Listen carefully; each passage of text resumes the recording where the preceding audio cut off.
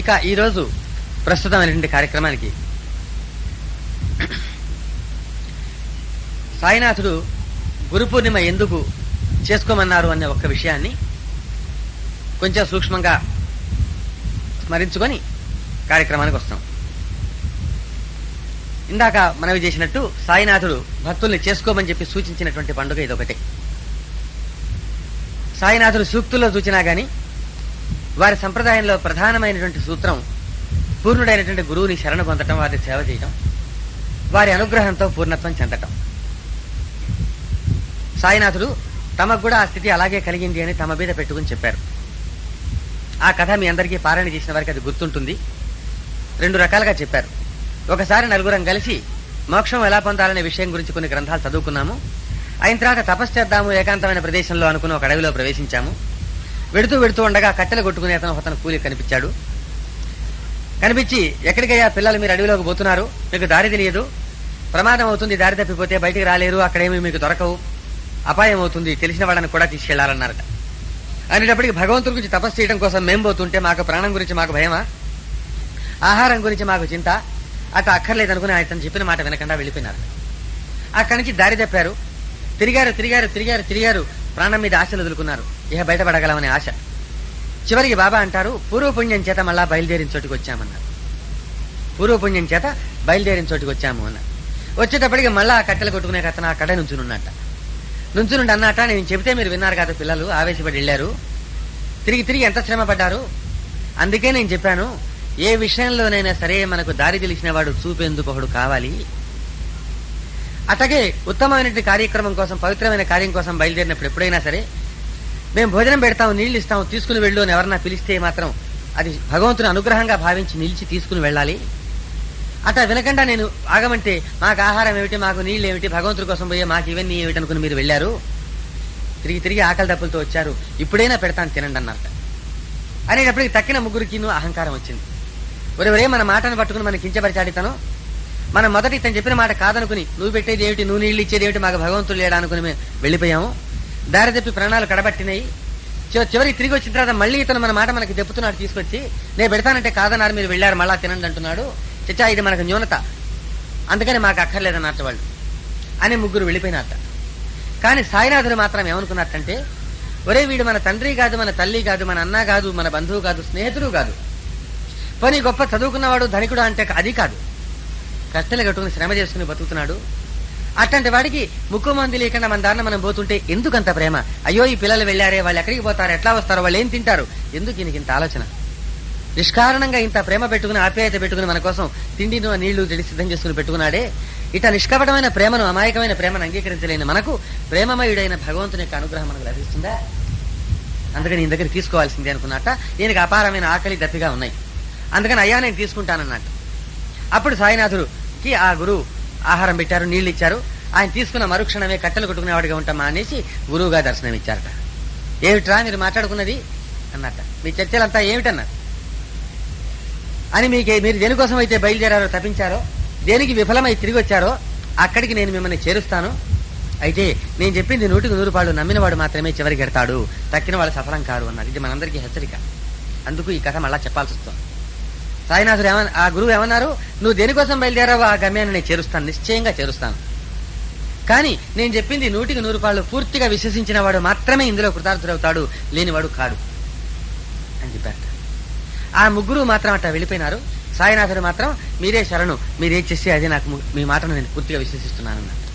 అప్పుడు ఆయన ఇక్కడ వరకు ఒక కథ చెప్పారు. తర్వాత ఇంకొకసారి కథలో ఏం చెప్పారంటే, అక్కడి నుంచి వారి ఆశ్రమానికి తీసుకెళ్లారు. వారి ఆశ్రమంలో సాయినాథుడు ఉంటున్నారు. అక్కడికి వెళ్ళిన తర్వాత బోధ చేసింది ఏమీ లేదట. ఆయన కూర్చోబెట్టి, నాయన ఆధ్యాత్మికత అంటే ఇది, మాయ అంటే ఇది, అజ్ఞానం అంటే ఇది, ఇట్లా ఏమి త్రిగుణాలంటే ఇవి, జీవాత్మ పరమాత్మ ఇది, ఏం పెద్ద పెద్ద వేదాంత మాటలు ఏం మాట్లాడలేదట.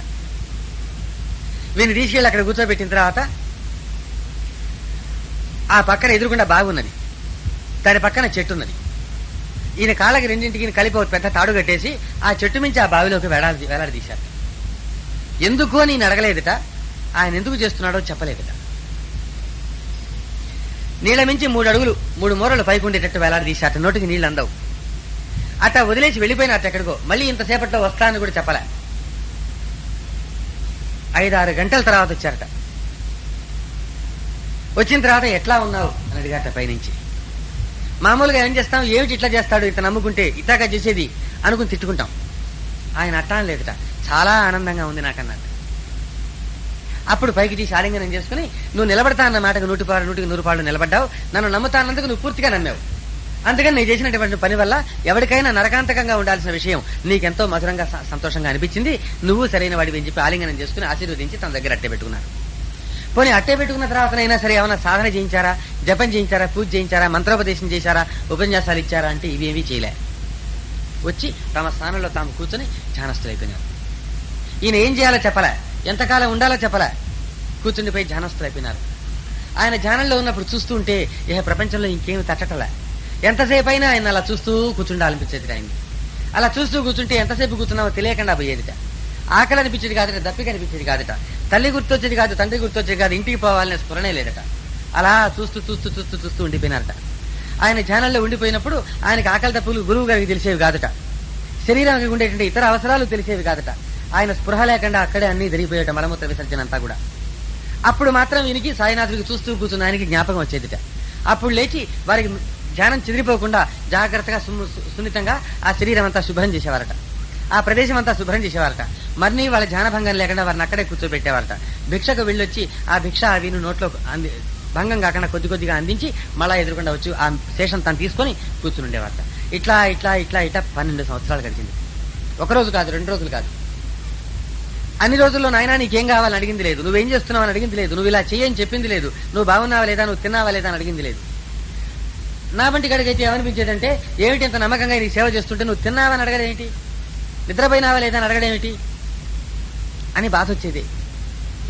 నాలాంటి వాడైతే ఇక్కడే ఉండేవాడు. ఆయన కాడు కాబట్టి ఆయనకి మహామధురంగా ఉంది, ఆయన మాట్లాడకపోయినా ఆనందంగా ఉంది. 12 ఏళ్ళు అయిపోయిన తర్వాత ఒకరోజు పిలిచి జుట్టు నిన్నగా గురిగించేశారట.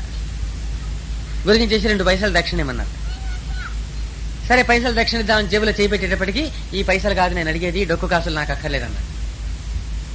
మరి ఏమిటని అడిగితే, ఎప్పుడూ ఏమారకుండా నన్ను నువ్వు గుర్తు పెట్టుకుని ఉండేది నిష్ఠ అన్నారు. నిష్ఠ అంటే మమకారం తీవ్రంగా ఓ మనిషి మీద ఇంకో మనిషికి ఉండేటప్పుడు అవతల మనిషి మనకి ఎలా ఎప్పుడు జ్ఞాపకం ఉంటాడో అట్ట.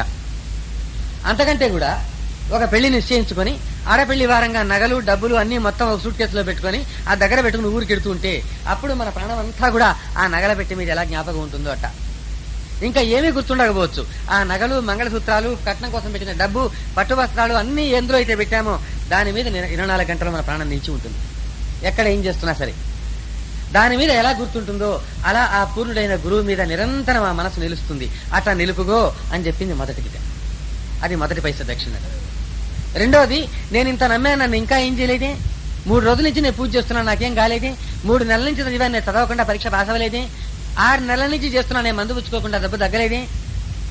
ఇట్లా అడగద్దు. ఆయన మన చూసుకుంటానని హామీ ఇచ్చాడే, దాన్ని నమ్మటమే దిగడం. అది ఓరిమంటే. ఇంకెంతకాలం అని అడిగే ప్రశ్న లేదు. అట్లా ఉండిపోయినారు. ఈ 2 పైసలు నేను అడుగుతున్నది. ఒకటి నిష్ఠ, రెండోది ఓరిమి. ఓరిమంటే ఏమిటి? ఎన్ని కష్టాలు రానిండి, ఎన్ని సమస్యలు రానిండి కాక ఆయన అనుమతి లేక మనకి భూమి మీద ఎవరు ఏం చేయలేరు. ఆయన అనుమతితోనే ఇవన్నీ జరుగుతున్నాయి. కాబట్టి వాటిని తప్పుకుండేందుకు ప్రయత్నం చేసేటువంటి అవకాశమే లేదు, అవసరమే లేదు. నేను నమ్ముకున్నాక నన్ను ఇన్ని కష్టాలు పెడుతున్నాడు అని అనుకోవాల్సిన అవసరమే లేదు.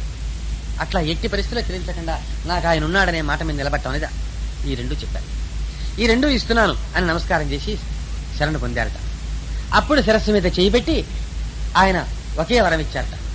ఇక్కడ ఉండు, 7 సముద్రాల అవతల ఉండు, భూమి మీద ఎక్కడన్నా ఉండు, నేనెప్పుడు నీ చెంత ఉండి కంటికి రెప్పలా కాపాడుతుంటాను, ఇది గుర్తుపెట్టుకోండి. ఆనాడు వారట అనుగ్రహించిన నాటి నుంచి నా స్థితి ఇట్లా ఉన్నది అని సాయినాథుడు చెప్పారు. ఇందులో నా ప్రయోజకత్వం లేదు, నేను చేసిన సాధన లేదు, నా అర్హత లేదు, నా స్తోమత లేదు. ఎన్నో జన్మల పుణ్యం చేత నాకు అంతటి గురువు లభించారు. వారిని చూస్తుంటే నాకు తెలియకుండానే వేరే ఆలోచన లేకుండా వారి మీద దృష్టి నిలిచిపోయింది. అట్లా ఆ చూస్తూ ఉంటే వారు అనుగ్రహించినాడు. ఇప్పుడు మీరు ఏ స్థితి వల్లనైతే నన్ను పూజిస్తున్నారో ఈ స్థితి ఆనాటి నుంచి నాకు అలా కలిగిపోయింది, ఇది వారానుగ్రహమే ఉన్నాడు అంటూ సాయినాథుడు మళ్ళా మనకి ఏ భక్తు నుంచి అయినా సరే 2 పైసల దక్షిణ, 2 రూపాయల దక్షిణ ఇట్లా అడిగేవారు అన్నమాట. అప్పుడు వివరించేవారు, నేను కోరేది కూడా నిష్ఠ ఒరిమిలే.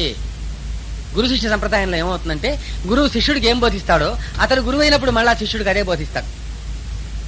అందుకని వారి గురువు వారికి ఏ సంప్రదాయంలో అయితే వారిని పూర్ణత్వం చేశారో అలాగే సాయినాథుడు మళ్ళీ మనకి ఇప్పుడు పూర్ణత్వం ఇవ్వడానికి కూడా 2 పైసల దక్షిణే ప్రధానం. ఒకటి నిష్ఠ, సర్వకాల సర్వావస్థల యందు సాయినాథుడు మనకి ఎప్పుడు జ్ఞాపకం ఉండాలి. అయితే ఆయన సాయినాథుడు అంత గొప్పవాడు కాబట్టి ఏ మహిమ ఏ లీల ఇవ్వకపోయినా ఆయన గుర్తున్నాడు. ఆయన మనం అంతటి వాళ్ళం కాదు కాబట్టి ఎన్ని లీలలు ఇచ్చినా ఆయన గుర్తుపెట్టుకుంటానికి మనం ప్రయత్నం చేయాల్సిన పరిస్థితిలో ఉన్నాం. అంటే మనం నిష్ఠ అనేటువంటి పైసని ఇంకా ఇవ్వలేదు. ఇవ్వమని ఆయన చేజాపాడు. చిన్నపిల్లల్ని మనం చాక్లెట్ అడిగితే వాళ్ళకి పెట్టి మళ్ళా నాకు పెట్టని అడిగామనుకోండి, అప్పుడు పిల్లవాడు ఇబ్బందిలో పడతాడు. ఇప్పుడు మనం ఈ చాక్లెట్ పెట్టకపోతే మళ్ళా కొనిపెట్టడం. అట్టా అని చూస్తూ చూస్తూ చాక్లెట్ ఇచ్చేయడం ఎట్టా? పిల్లవాడికి ఆశ. అందుకని ఏం చేస్తాడు, చేతిలో అట్ట పెట్టినట్టు పెడతాడు, మనం తీసుకుపోయే వాళ్ళకి వెనక్కి లాక్కుంటాడు. వీడితో పరగా మళ్ళీ ఎవడేమో అనుకుంటాడు, మళ్ళా చేతిలో పెడతాడు, మళ్ళీ తీసుకుపోయే వాళ్ళకి మళ్ళీ వెనక్కి లాక్కుంటాడు. అలాగే సాయినాథుడు కూడా మనం నిష్ట అనేది ఏం చేస్తాము, ఆయన చేతులు అట్ట పెడతాం. అబ్బా పూర్తిగా నమ్మేది ఎట్లా, ఇవాళ రేపు ఇస్తే రేపు పలకపోతే ఏం చేద్దాం, వెనక్కి తీసేస్తాం. చూసావా నాకు అట్ట చేయలేదు ఇట్ట చేయలేదు అంటాం. మళ్ళీ 2 రోజులు ఆగి వాళ్ళకి ఏదో బాగుకుంటున్నారని మళ్ళీ ఆయన చేతులు మళ్ళీ తీసేస్తాం. ఇట్లా నిలకడ లేకుండా మనం ఈ నిష్ట అనేటువంటి దాన్ని అలా తిప్పుతున్నాం గనక ఈ సంప్రదాయాన్ని జ్ఞాపకం చేసుకుని గురు పూర్ణిమ చేసుకుంటూ రండి. అప్పుడు ఈ సంప్రదాయం ఏమిటో మీకు అర్థమవుతుంది, గుర్తుంటుంది, అప్పుడు మీకు కృతార్థత కలుగుతుంది అని సాయినాథుడు మనకి ఈ మార్గం తెలపడం కోసం అని చెప్పి ఈ గురు పూర్ణిమ సందర్భాన్ని చేసుకుంటంలో ఆ గురు సంప్రదాయాన్ని చెబుతూ వచ్చారు. ఈ గురు సంప్రదాయాన్ని పాటించడంలో సాయినాథుడుకి ఒక మతం అనేటువంటి ధర్మం ఏమీ లేకుండా సూక్ష్మంగా వెళ్ళారనమాట. ఏ మతంలో చూసినా కానీ చివరికి అదే పద్ధతి వస్తుంది. ఇది చిత్రం. ఈ గురు సంప్రదాయంలో ఏమవుతుందంటే సాక్షాత్తు భగవంతుడే గురువు. దత్తాత్రేయ స్వామి భగవంతుడు దత్తాత్రేయుడుగా అవతరించాడు. దత్తాత్రేయుడుగా అవతరించడం అంటే దత్తాత్రేయ స్వామి కథ మీ అందరికీ తెలుసు. బ్రహ్మ విష్ణు మహేశ్వరులు అత్రి అనసూయలకు బిడ్డగా వచ్చారు. అంటే బ్రహ్మ విష్ణు మహేశ్వరులు పరబ్రహ్మతత్వము కూడి వచ్చిన రూపం దత్తస్వామి. అంటే భగవంతుడు గురువైన తత్వం దత్తస్వామి. దీని గురించి భాగవతంలో కూడా అవధూత చెప్తారు. నిన్న గురు చరిత్రలో కూడా విన్నారు మీరు. 24 మంది గురువుల రూపంలో ఈ విశ్వమంతటి రూపంలో భగవంతుడు నాకు బోధ చేశాడు, అది తెలుసుకుని నేను ఆత్మజ్ఞానం పొందాను అని అవధూత చెప్పారు. 24 మంది గురువులు.